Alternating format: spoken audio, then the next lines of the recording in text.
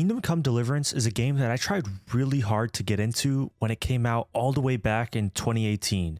At first glance, it had everything I wanted.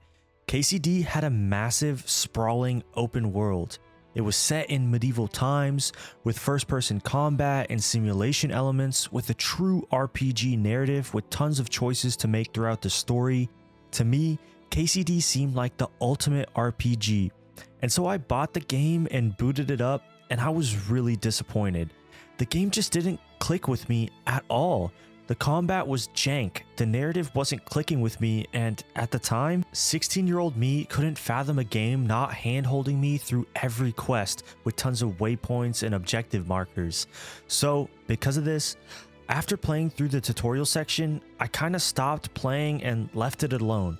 It's been 6 years since then, and I've matured, and to be honest, so has the game, a lot. And with Kingdom Come Deliverance 2 coming out right around the corner, and seeing how hyped people are for that game, I decided that I should probably give KCD 1 another chance. And let me tell you, I am so glad I did. A lot of my thoughts and feelings about this game that I had way back in 2018 still kinda ring true today. The combat is still really clunky, the open world is still gorgeous, the narrative and characters are still not super gripping, and the quests still require you to figure things out on your own, but there's just something about it. It doesn't have best-in-class graphics, it doesn't have the biggest open worlds, the combat isn't phenomenal, the game is still really buggy and glitchy, but something about this game has kept me hooked from the moment I picked it up and until I finished the story. I've been trying to think really hard on what it could be. Like I said, nothing about this game is super polished or industry leading, but I think I finally found out what this game has that I simply haven't been able to find in other games. This game is best in class at two things. And there are aspects of the game that aren't necessarily super in your face all the time, but they're the reason why I simply couldn't put this game down from the moment I started it. Those two things are immersion and realism. You're gonna hear these words a lot throughout this review. Now, it's easy to confuse the two. One may think that just because a game has one, it has to have the other, but that's just not true. Take Elden Ring, for example. The world, the art style, the lore, all play a factor into its immersion. The game is one of the most immersive games to have come out this decade. But is it realistic? No, absolutely not. The game is a Souls-like with massive towering gods and creatures that are nothing like real life. And the opposite side of the spectrum are the many simulator games you find on Steam. Games like House Flipper or PC Building Simulator. Those games are pretty realistic on how they portray certain jobs, but they're not immersive. They don't engross you in the world they're trying to build in the same way Elden Ring might. That's why a game like KCD is such an anomaly. It's hard to be immersive and keep a certain art style and make a world feel really alive and lived in while also trying to be realistic. It's something that game developers have been trying to figure out for years. Warhorse Studios, the developers of KCD, had a vision, and they executed on it with insane precision. Again, that's not to say the game is perfect. Warhorse Studios knew where they were willing to take the hit on certain features and systems so that they could fulfill the vision that they had in mind. So, let's talk about Kingdom Come Deliverance, what it does right, what I'm hoping to see improved, and why KCD is one of the most amazing but flawed games I've ever played.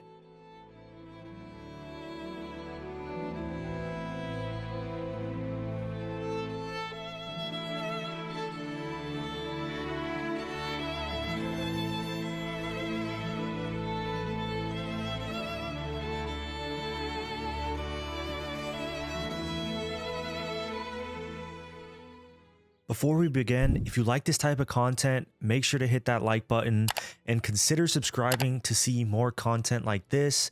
Now, let's jump in. I know that was a long intro, but I want to open up this review by talking about the world. Kingdom Come Deliverance is set in 15th century Bohemia. It's a location that isn't in a lot of games. I think part of the reason is that this region of the world is frankly a little boring. Now, before you come at me in the comments, I'm not trying to hate on Bohemia or present-day Czech Republic. There is a lot of beauty in this area, but it's beautiful in the same way the American Midwest is beautiful. There's a lot of open grass and forest and big blue unobstructed skies. What I mean is that there's a lot of beauty in the landscape, but it's not due to big towering mountains or beautiful valleys and rivers. There's beauty in the simplicity of it. And that's what the devs leaned in on. The world isn't like in an Assassin's Creed world with tons of things to do on every corner of the map. The majority of this map is wide open space or forest with almost nothing to do in those areas. You may run across a camp or a little deer hunting spot, but the majority of the gameplay and story takes place in and around the towns and villages. Now, I can absolutely appreciate a world that relies on its simplicity, but I think it's fair to say that for most people, a game with a world like this may feel a little too empty. But somehow I don't feel that way, and it relates to the vision that these devs had when creating this world. When you talk about wanting to create an immersive, grounded open world, games like Red Dead Redemption 2 come to mind. RDR 2 has a massive open world with tons of space between its towns, so in order to keep it super immersive, Rockstar takes the liberty of making RDR 2's world kind of feel like in an American Wild West greatest hits version. The map is huge, don't get me wrong, but you have mountains that are 5 to 10 minute horse rides away from some swamps, that are 3-minute horse ride away from a massive sprawling city. The distances between those places isn't necessarily realistic, but it makes you feel immersed. KCD kind of turns this on its ass and goes balls to the wall in the realism aspect. There's almost no terrain or foliage change in the entire map. Everything is flat, grassy, or forests. All the towns look and feel pretty similar. The horse rides to each town feel like they would take the proper amount of time to get to in relation to the game's day and night cycle. It almost feels boring, but because of the insane attention to detail and realism of every town, I feel like I'm actually transported to 15th century Bohemia. The way the people look, the way each town looks, the forests all around, the big grassy fields, all of it helps sell the immersion of the world. The towns in particular are stunningly recreated.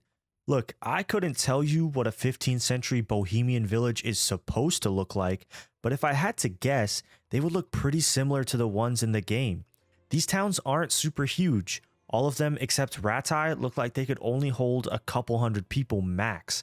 And while that may be a limitation of the technology Warhorse had to work with, it also feels consistent with the time period that the game is set in, so I didn't mind. Red Dead Redemption 2 and Kingdom Come Deliverance actively took different approaches to their world design. RDR 2 took the road many other games do, where immersion is directly baked into the world design. The goal is for you to be as immersed as possible and not really have you think why mountains are so close to swamps. KCD took an approach where they focused on realism first, a road that isn't really taken by many devs these days. They want you to feel like they just transported you into a time and place for better or for worse. If there's miles and miles of forest, so be it. If the towns are super small and don't really wow you with grandiose and spectacle, so be it. But there's also art to this realism, because if you do what Warhorse did, and you don't half-ass the realism for the sake of player ease, you inadvertently create one of the most immersive worlds you could ever make. There's nothing more immersive than real life, and when you can get as close to real life as possible while maintaining the integrity of the gameplay and the systems, you create something special. I alluded to it earlier, but let's talk about the gameplay systems and features. Now, like I mentioned earlier, if you can create realism in a game while maintaining the integrity of the gameplay systems and features, you create something special. And this is where I think Warhorse struggled a little. Now, let me be clear. This was this development team's first ever game. And if you keep that in mind, for what it is, the gameplay systems and features of this game are okay. But I think they definitely sacrificed player experience for the sake of realism here. Let's start with the movement. It's really clunky, man. Henry, the main character, moves decent enough, but there are literally so many instances where Henry or my horse got caught in a bush that I thought I should have been able to ride through, or got stuck in a river because the game wouldn't register the ground next to the river as something I could climb up onto. I understand Warhorse wanted to make Henry's movements as realistic as possible. He has a stamina bar that's directly tied to how much health he has. The less health, the less stamina he has to do things. He takes his time going up every ladder. Even small falls will hurt his leg and slow down his movement. Every door must be manually opened with an animation. He gets tired and hungry and has to eat and sleep. But there's also a distinct lack of consistency. I think a lot of the lack of consistency can be attributed to the insane amount of bugginess this game has. Sometimes, things as simple as going upstairs seem like a fight against the game's systems. The amount of times I got stuck on a stair or just straight up wouldn't let me go upstairs at all was so frustrating. I'm also lumping stealth into movement, and it was really hit or miss for me. Now, I liked the realism ideas that Warhorse had. For example, I liked that in order to be as inconspicuous as possible, Henry had to wear light black clothing and go at night so that guards couldn't see or hear him. You couldn't have Henry walking around in a full set of chainmail armor and expect no one to hear or see his shiny ass. And I also liked that the only way to actually get better at stealth from an RPG standpoint was to actually engage in stealth and level it up that way. A feature that's present for all the other aspects of the game that I'll also go into later. But, to be honest, stealth still never really clicked for me. I struggled to knock out more than one enemy before the entire camp was alerted to my presence. And there were times when I was in the blackest and lightest of clothes at night and I still got spotted from a mile away by the enemy. So, because of this, after I got to a certain point when I was strong enough to take on enemy camps head on, I never engaged in stealth unless it was required by the story. Speaking of combat, I want to talk about the swordplay. Now, when you hear discourse about this game online, and you know people on Reddit are asking if the game is for them, you'll hear a lot of people say that the combat will make or break your experience with this game. Combat is by far the most divisive aspect of this game. Some people love it and its realism, and some people hate it and never want to play the game again because of it. I'm not in either camp, but I will say that this is another system in the game where the devs intentionally focused more on realism than player experience. I like the concept of the swordplay system that they made. Having the precision of striking the exact body part of the enemy, coupled with the combos, coupled with the blocks and parries, is a great idea in theory. But in practice, again, it's hit or miss. I think a lot of the people who hate the combat and say that it's way too hard and clunky never really made it past the 15-hour mark in the game. And let me be clear, having the combat suck for the opening 15 hours of the game is brutal. I talk about this with the stealth mechanic, but the only way to statistically get better at the combat and sword fighting is to train and go out and fight enemies in the game. It's consistent with the narrative that Henry starts out as a nobody blacksmith's son with no formal training and fighting, but at the same time, it does make the opening hours of this game really hard. In the beginning, you won't even be able to beat a peasant with a stick, let alone a bandit or a cumin, which is the main enemy in the game. But you gotta go out and do it anyway because it's the only way to level up your Henry in those aspects. It doesn't help that in the beginning of the game, you're always short on money, so you can't really buy any good weapons or armor to help you out. After that 15-hour mark, things began to get a little easier. This is where the combat clicked for me a little. It still wasn't super easy or anything, but I could notice my Henry's swings getting faster and hitting harder, which is a cool realism touch. A lot of times in RPGs, the only way to tell your character is actually getting stronger is by looking at the actual damage number your character does to an enemy. In KCD, you can actually see Henry's swings with his sword getting quicker and hitting harder, and his blocks getting better. This is also the point in the game from the 15 to the 30-hour mark where the combat is at its peak. Henry is still not a killing machine. taking on a whole camp of enemies is still a daunting task. There are fights where I barely escaped with my life, and because of the fact that this game doesn't have autosave, it was really stressful. But it also felt insanely rewarding. When I did come out of a fight barely alive, but having killed that enemy, it felt like a true test of my skill. Unfortunately, the Goldilocks zone is short-lived, because after that 30-hour mark, your Henry is a god. Bro takes on multiple enemies no problem, can go charging in without a care in the world and fuck up anyone. This game really goes from being insanely hard to insanely easy really quick, and by the end of the game, you might as well have crowned Henry the King of Bohemia because there's no one living on this earth that could stop that man. This is also around the time when you start having some expendable income, so you can really sell out and buy the nicest swords and armor sets that the game has to offer. But to be fair, this isn't just a problem with the combat, but instead a problem with the overarching progression system. So let's talk about it. The progression system in KCD is really unique, and so I definitely give props to Warhorse for having such a unique concept, but it isn't without its faults. Basically, the way progression works is that there's different categories you level up. There are ones like swordplay, strength, and stealth, like I mentioned, that are increased by just going out and doing the fighting in the open world. But there's also categories like hunting and charisma that are more niche. There's also a main level as well that increases as you play throughout the game. Each of these categories has perks within them as well. When you level up swordplay, for example, your base damage with your sword and speed increases, but you also get to pick a perk. Whether that's a new combo or a new way to block or parry an attack, a lot of them are pretty useful. But also, a lot of these perks have weird trade-offs. For example, at one point when I leveled up my charisma, which is used to convince people in the world to help you or give you a piece of info, I got a perk point that I could spend on one of the charisma perks. At the time, I only had 2 unlocked that I could choose from. One increased my charisma with men, but lowered it with women, and one increased it with women, but lowered it with men. Why? That kind of just seems like the worst of both worlds. I understand not being able to choose both, but at the same time, why lower charisma for the other? Why not just give me a buff for one and keep it the same for the other? Almost every perk had a trade-off like that, and it really frustrated me at times.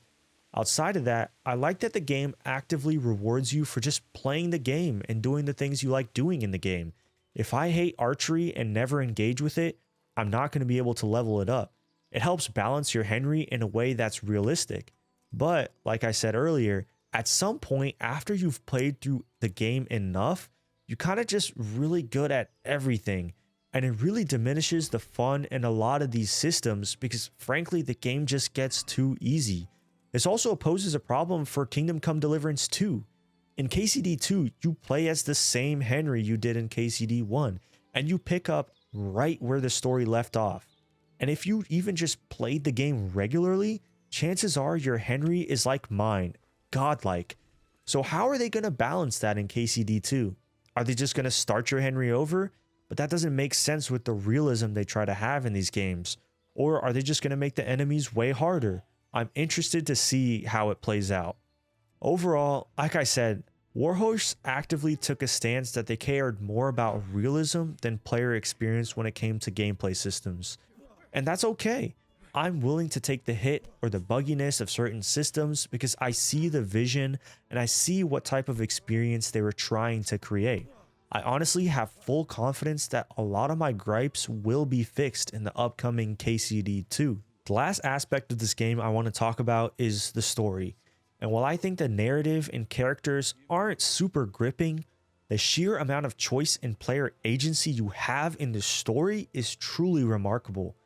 Let's start at the beginning. You're Henry of Skalitz, a blacksmith's son who, like any other teenager, gets into a lot of trouble and doesn't really have a clear direction in life. The game opens up with your Henry in Skalitz living basically a normal day. Your father gives you some chores to do and you set out to do them. This is the game's way of introducing you to the basics of the gameplay systems, but it really doesn't hold your hand. Right away, I truly saw the choices and consequences of those choices and the player impacts that the game had to offer just in the tutorial. For one, there's no minimap, just a little compass on the top of your heads up display with some waypoint markers. If you want to go somewhere or talk to someone, you have to go out and find that person yourself. A lot of times, the waypoint on the map is just a little region that the NPC could reside in, and it's up to you when you get to that region to try and find that person you're looking for. So I set off to do the chores my father gave to me, and I learned really quickly that the game wasn't easy, and that if you lose something or fail an objective, the game doesn't give you a chance to restart at a checkpoint and try again. The game just moves right along.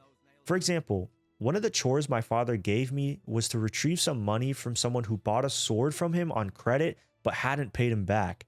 When I went up to the man, I tried to convince him to hand over the money peacefully, but my charisma level wasn't high enough, so he got mad and started to fight me.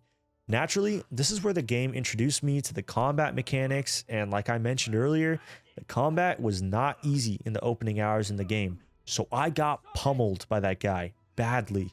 Because of this, I had to go enlist the help of my friends to try and gang up on the guy to get the money.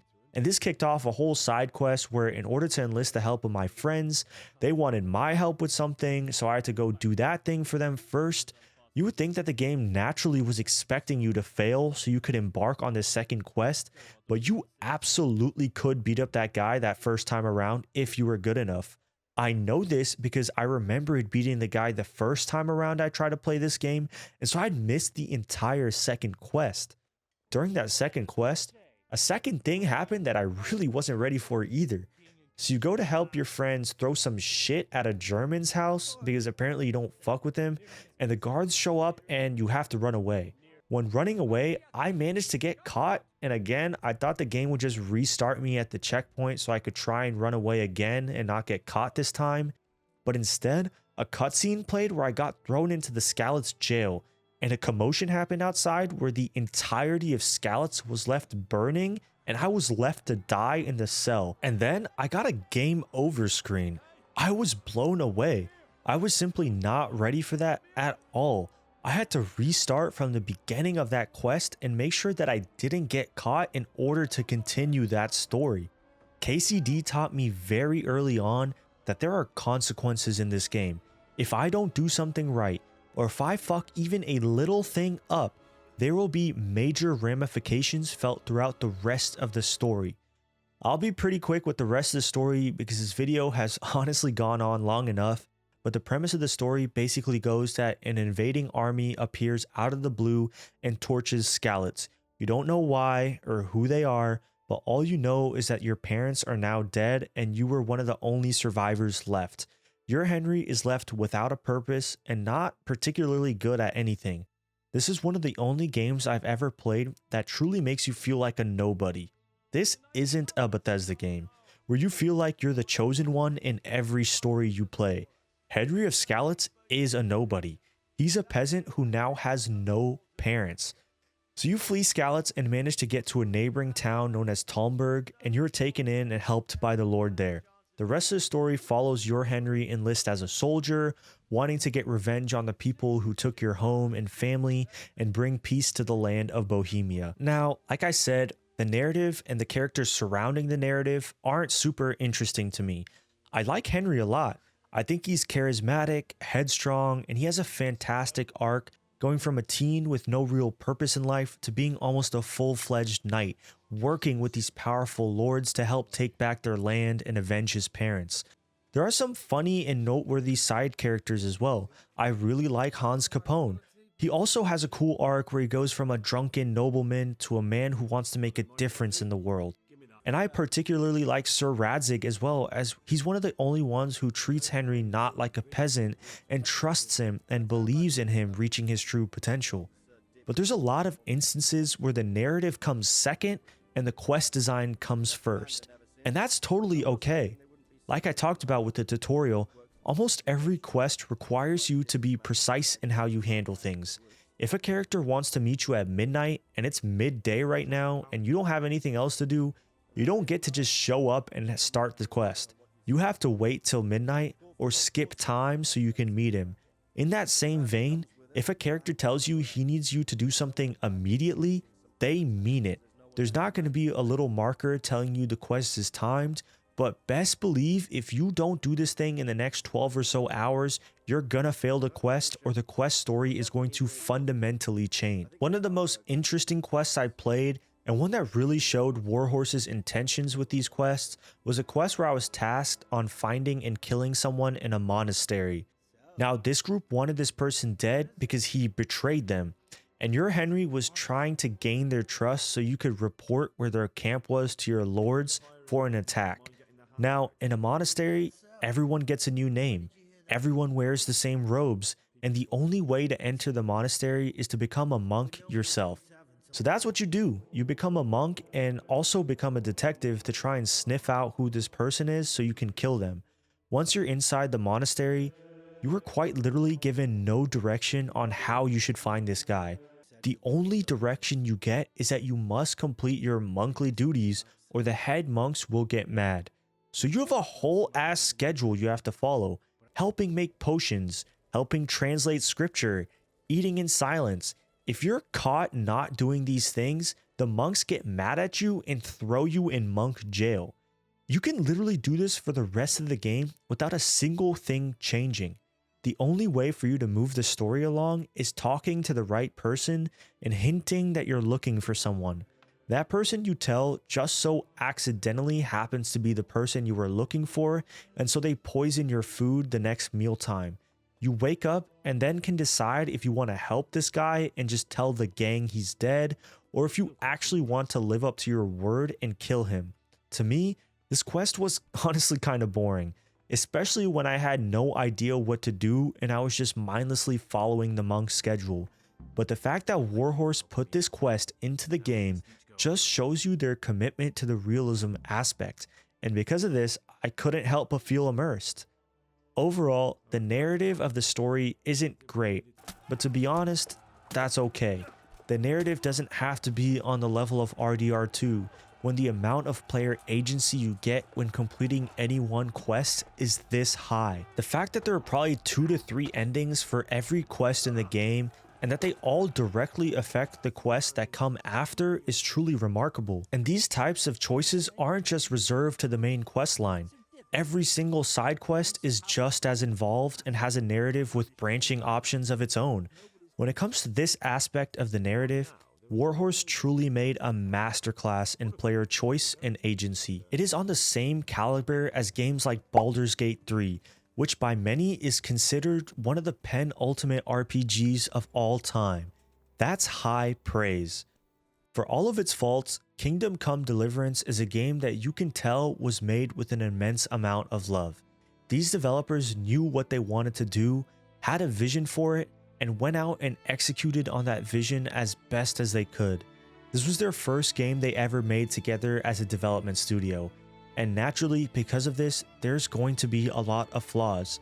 But when you can tell a game is what it is, not because of a lack of trying, but from limitations out of the dev's control, you tend to be more forgiving, especially since a lot of these flaws that are present are fixes that can easily be implemented into a sequel.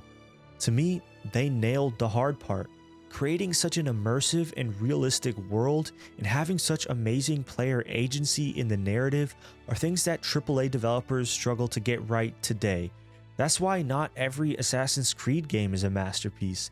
Ubisoft is great at creating immersive open worlds, but player agency and narrative is a real struggle for them. It's very rare to have such a perfect storm of immersion and realism that KCD has. For KCD 2, if they can keep that immersion and player agency, which I have no doubt they will, and improve and streamline the mechanics, I have no doubt that Kingdom Come Deliverance 2 will be one of my favorite games of all time. KCD 1 set the bones for what a highly realistic first-person game should look like in 15th century Bohemia. Now, it's time for KCD 2 to flesh it out. I cannot wait for February 4th. Either way, that's going to do it. Thank you guys so much for watching. Again, if you like this type of content, make sure to hit that like button. Let me know what you think about Kingdom Come Deliverance. Let me know if you liked the video, what could be improved. I personally love this game. I thought it was really amazing. It was a joy to play through, and I can't wait for KCD 2. Stay tuned. We have a lot more videos coming up. KCD 2's coming out, Avowed's coming out, Assassin's Creed Shadows is coming out. All those are, I'm going to make videos on them. So, yeah, stay tuned for that. Again, thank you guys so much for watching. It's CGG. I'm out.